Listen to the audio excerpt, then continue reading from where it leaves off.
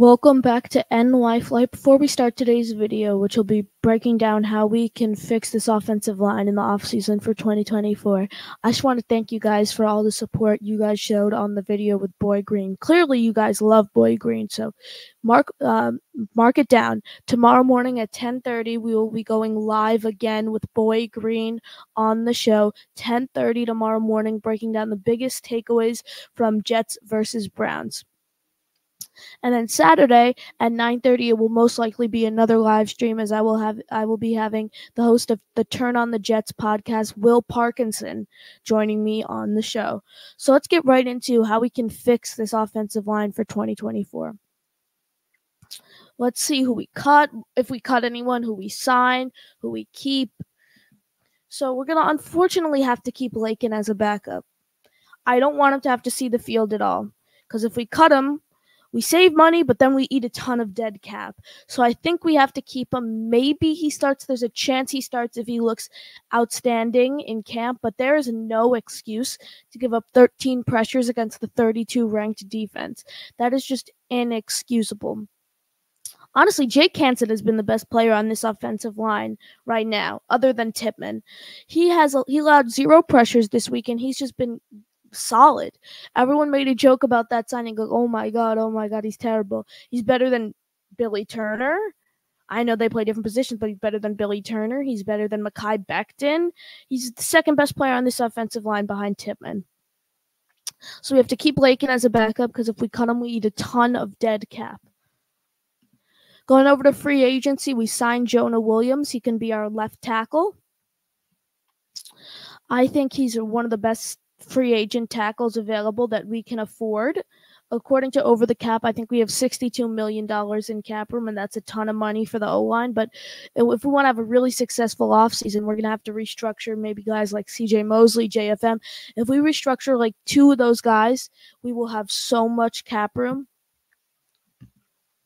So the only 2 players, in my opinion, that should stay starters on this O-line are Tippmann at center and AVT at right guard. I think those are the only 2 players that have proven they deserve to be starters next year. Becton has looked terrible. He regressed from the beginning of the season. He actually looked okay in the beginning of the season, and he has gotten worse. And the whole O-line is just depleted. I mean, if AVT can stay healthy, he can be a very, very solid offensive lineman.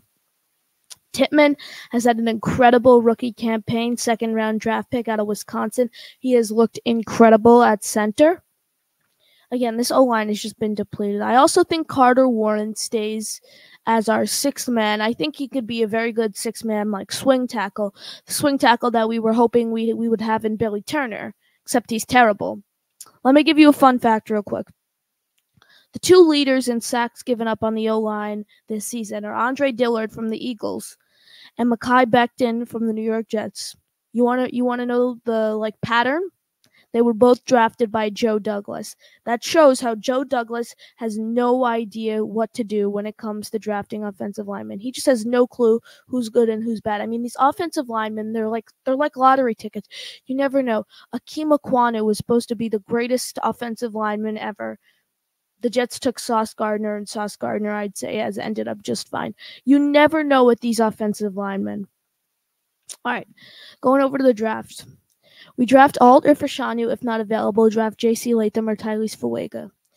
I think Alt or Fashanu, maybe not both. I don't think both. I think one of them will go, but I think one of them might be available when the Jets are on the clock. I just don't know where the Jets are going to end up in this order, because I think if they win, whatever happens tonight will give me a better idea of where they will end up, because next week is week 18 against the Patriots. I honestly don't know who will win that game either. The Jets are such an unpredictable team. I don't even know what's going to happen. So I think we just need to get one of those tackles. And then I like Zinter in the 3rd round out of Michigan. I think he's a very, very solid guard, and he could definitely be a starting guard for this offensive line next season. So this is what the O-line would look like if we did all that. So we'd have Jonah Williams, Zach Zinter, Joe Tippmann, AVT, and then Alt or Fashanu. In my opinion, that O-line is a very solid O-line, and then we can have Carter Warren available and then Lakin available for injuries, or they can be swing guys.